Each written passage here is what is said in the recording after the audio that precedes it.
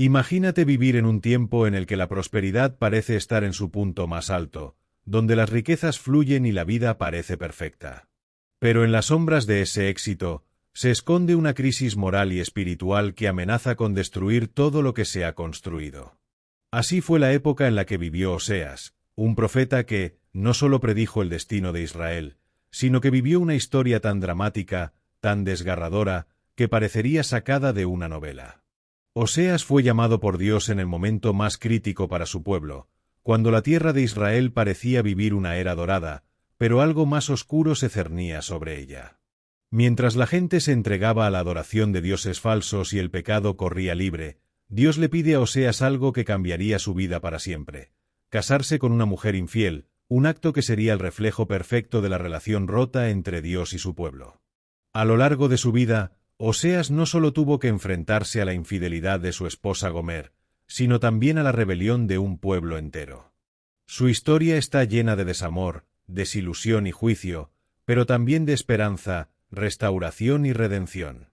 Fue un hombre que, al igual que Israel, vivió entre la fidelidad y la traición, un hombre que vio más allá de la apariencia superficial de éxito y prosperidad, para exponer la verdad cruda y profunda de la condición humana.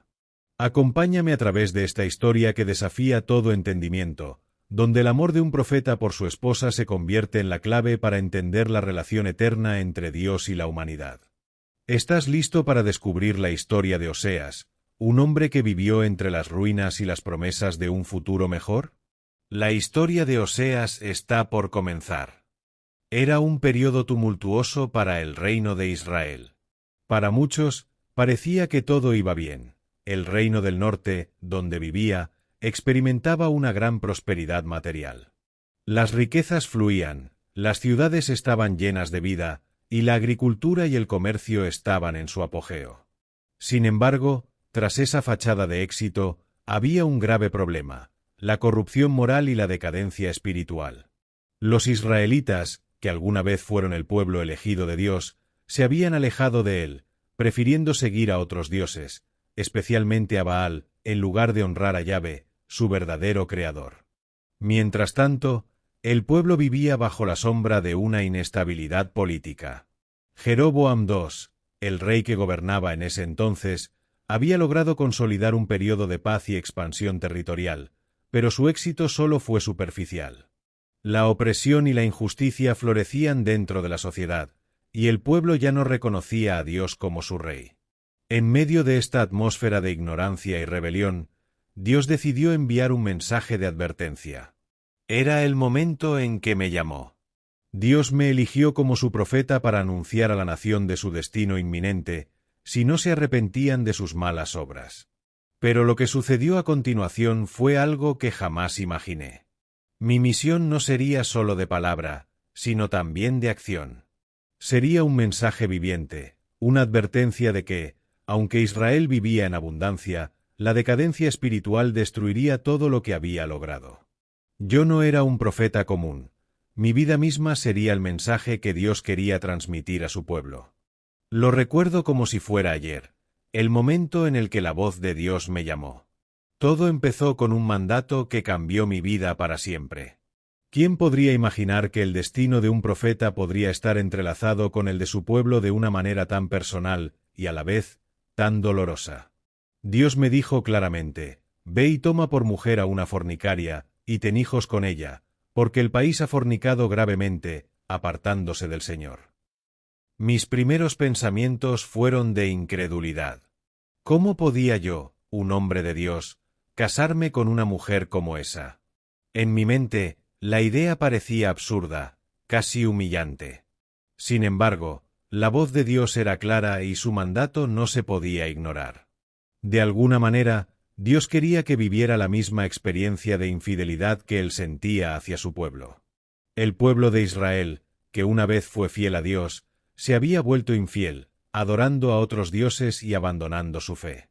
Acepté el llamado sin saber completamente qué implicaría, pero algo dentro de mí entendía que debía seguir adelante, aunque me costara.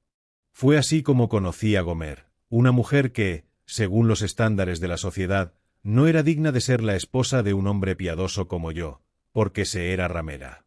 Pero en ese momento, no era mi juicio el que importaba, era el de Dios. Ella fue la elegida para darme una lección que cambiaría mi vida y la historia de Israel para siempre. Mi matrimonio con Gomer fue mucho más que un simple enlace entre un hombre y una mujer, fue un símbolo de algo mucho más grande, algo que yo aún no comprendía por completo. Al principio, no era fácil. Gomer no era una esposa fiel. Pensé que dejaría la mala vida que llevaba una vez me casara con ella y le diera todo lo necesario para ser feliz, pero ella seguía siéndome infiel. No era como yo me había imaginado, sino que representaba todo lo que había fallado en Israel.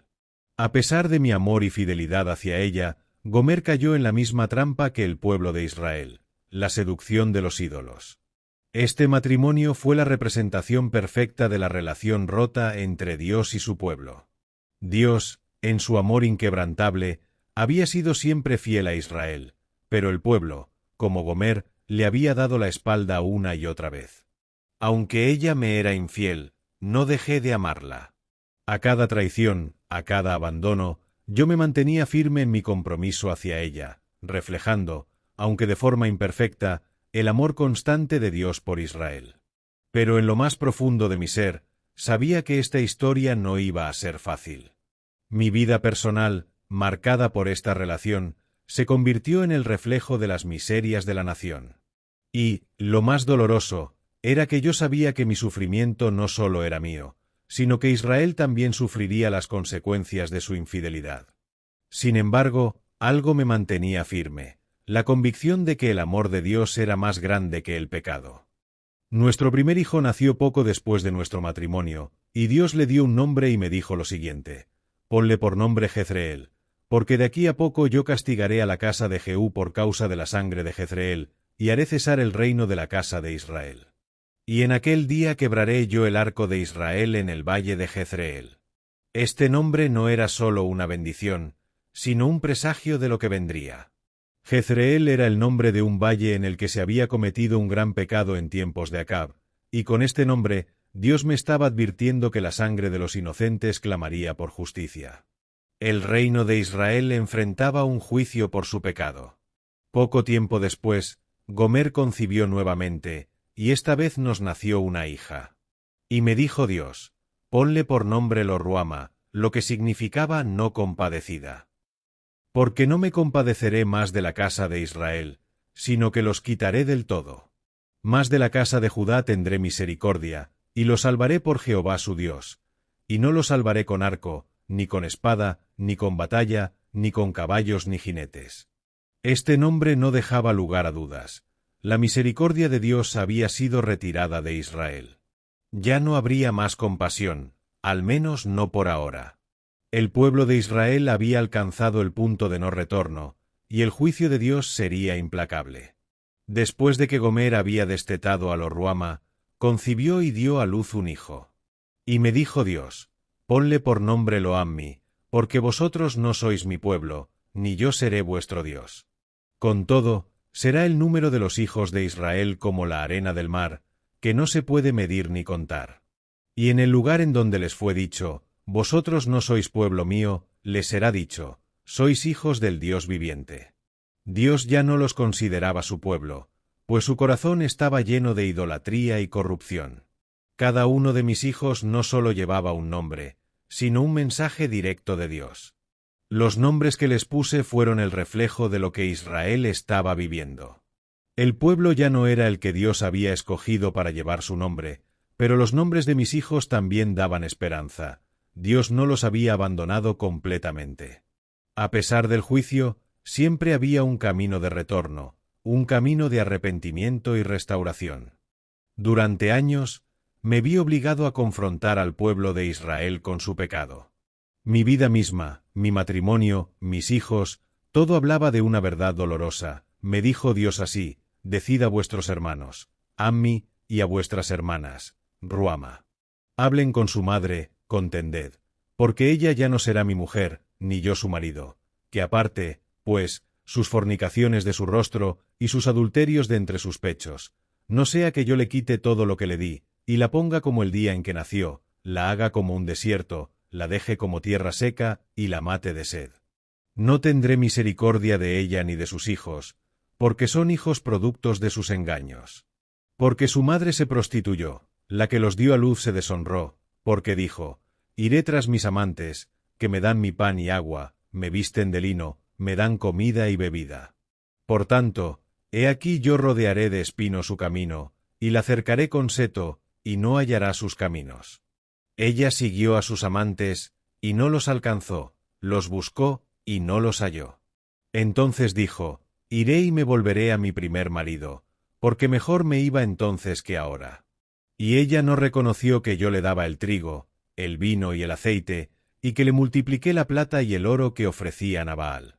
Por tanto, yo volveré y tomaré mi trigo a su tiempo, y mi vino a su sazón, y quitaré mi lana y mi lino que había dado para cubrir su pecado. Y ahora descubriré yo su locura delante de los ojos de sus amantes, y nadie la librará de mi mano. Haré cesar todo su gozo, sus fiestas, sus nuevas lunas y sus días de reposo, y todas sus festividades. Y haré talar sus vides y sus higueras, de las cuales dijo, mi salario son, salario que me han dado mis amantes. Y las reduciré a un matorral, y las comerán las bestias del campo. Y la castigaré por los días en que incensaba a los Baales, y se adornaba de sus zarcillos y de sus joyeles, y se iba tras sus amantes y se olvidaba de mí, dice Jehová. Pero he aquí que yo la atraeré y la llevaré al desierto, y hablaré a su corazón. Y le daré sus viñas desde allí, y el valle de Ase por puerta de esperanza, y allí cantará como en los tiempos de su juventud, y como en el día de su subida de la tierra de Egipto. En aquel tiempo, dice Jehová, me llamarás Isi, y nunca más me llamarás Baali. Porque quitaré de su boca los nombres de los Baales, y nunca más se mencionarán sus nombres. En aquel tiempo haré para ti pacto con las bestias del campo, con las aves del cielo y con las serpientes de la tierra, y quitaré de la tierra arco y espada y guerra, y te haré dormir segura. El pueblo de Israel había abandonado a Dios. En cada rincón de la nación, la idolatría era palpable. La gente se postraba ante Baal y otros dioses, buscando su favor, su protección, su bendición. Pero lo que no entendían era que la bendición solo venía de Jehová, y al alejarse de él, estaban sellando su propia ruina. Cada vez que veía a la gente rendida ante los ídolos, sentía que mi corazón se rompía en 1000 pedazos. Era el reflejo de lo que Dios sentía por su pueblo. El dolor de ver a los suyos irse por caminos equivocados era insoportable, pero tenía que hablar, tenía que advertirles que la condena se acercaba si no cambiaban. Las palabras de juicio que Dios me había dado eran claras: Israel será destruido. El reino del norte no quedaría impune por su infidelidad. Mientras los líderes del pueblo miraban hacia otras naciones y confiaban en sus propios aliados, como Asiria, no se daban cuenta de que su verdadero enemigo no era un rey extranjero, sino el abandono de su relación con Dios. Dios me mostró en visiones la devastación que se avecinaba.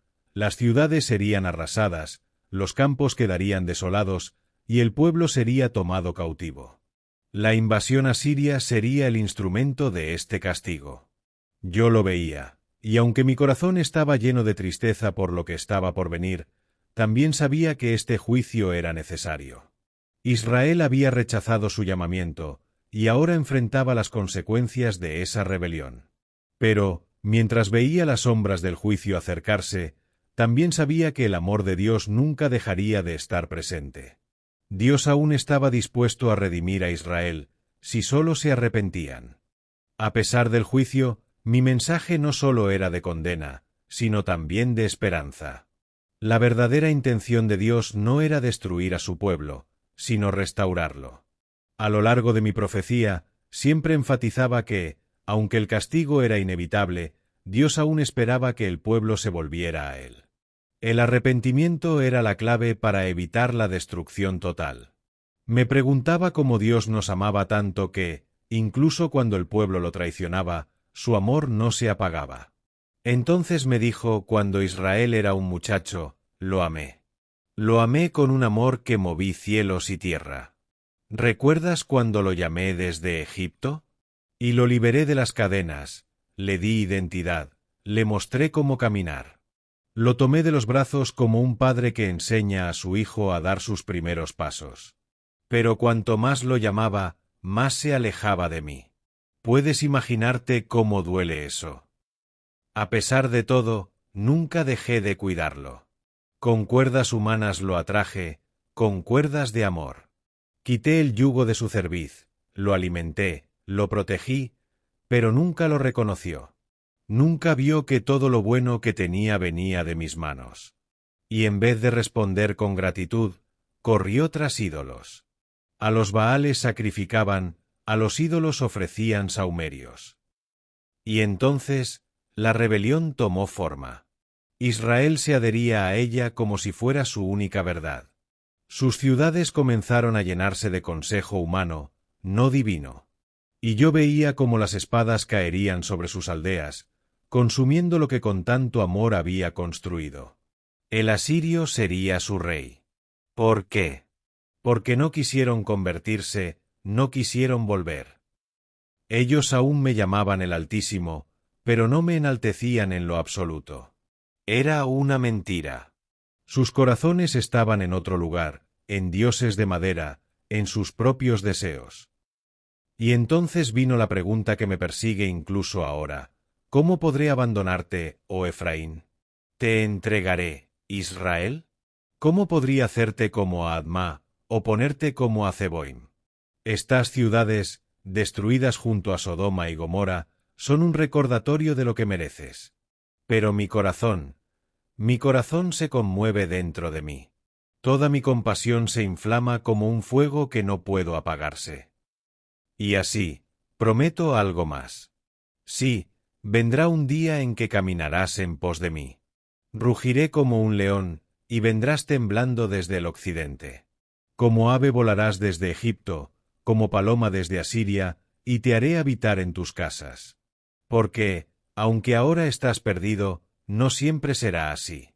Mi amor no te dejará caer para siempre. ¿Por qué? Porque tú eres mi hijo, aunque mientas, aunque me rodees de engaño. Judá, tu hermano, aún gobierna conmigo, pero tú, Israel, sigues siendo mío. Y un día, volverás. Sé que volverás. Volved, oh Israel, a Yahvé vuestro Dios, decía constantemente, porque habéis caído por vuestra iniquidad. Mi voz resonaba en los mercados, en los templos, en cada rincón de Israel. Aunque muchos me ignoraban, no dejaba de insistir. El regreso a Dios era el único camino hacia la restauración. El amor de Dios no se había agotado, y en su misericordia aún había un rayo de esperanza para aquellos que decidieran rendirse ante Él. A pesar de los años de infidelidad y pecado, siempre hubo una chispa de esperanza. En medio de las amenazas de juicio, Dios me reveló que, después de la devastación, vendría una restauración. Israel no quedaría destruido para siempre. Dios prometió que, en el futuro, Él sanaría a su pueblo, lo renovaría y lo llevaría de vuelta a un lugar de paz y prosperidad. Ese mensaje de restauración fue lo que mantuvo mi fe en medio de las dificultades. Yo sabía que la nación sufriría, pero el final no sería la derrota final. Israel, aunque disperso y desolado, se reunió nuevamente. De hecho, ese sería el plan divino. Dios transformaría el corazón de su pueblo y les enseñaría a caminar en justicia y verdad. Mientras veía la ruina de Israel acercarse, mi corazón aún guardaba esperanza. Sabía que, incluso en medio del juicio, había un futuro brillante reservado para Israel. Dios, en su misericordia, no los abandonaría. Después del cautiverio, comenzaría una nueva era para el pueblo de Israel. Los idólatras serían purificados, y el corazón de la nación se volvería hacia Dios. Así, con mi corazón dividido entre el dolor del presente y la esperanza del futuro, seguía proclamando el mensaje que Dios me había dado. El pueblo sería restaurado. No hoy, quizás no mañana, pero algún día. Ese día sería el comienzo de una nueva relación entre Dios y su pueblo, una relación de fidelidad, amor y obediencia. Reflexión. Ahora vemos que la vida y el ministerio del profeta Oseas no fueron en vano. A través de su historia, el pueblo de Israel y nosotros mismos aprendimos una valiosa lección. El amor de Dios es fiel, pero también es justo. La misión de profeta, su matrimonio con Gomer, sus hijos, todo fue una representación viviente de lo que Dios quería que entendiera su pueblo. Aunque el juicio fue necesario, la restauración vino con la promesa de que, algún día, Israel regresaría a Dios. Su legado, a través de su predicación y sus acciones, siguen vivas en los corazones de aquellos que buscan comprender la profundidad del amor y la justicia de Dios. La historia de Israel no terminó con el juicio. Comenzó una nueva era, una era de esperanza y redención, que finalmente sería completada con la llegada del Mesías.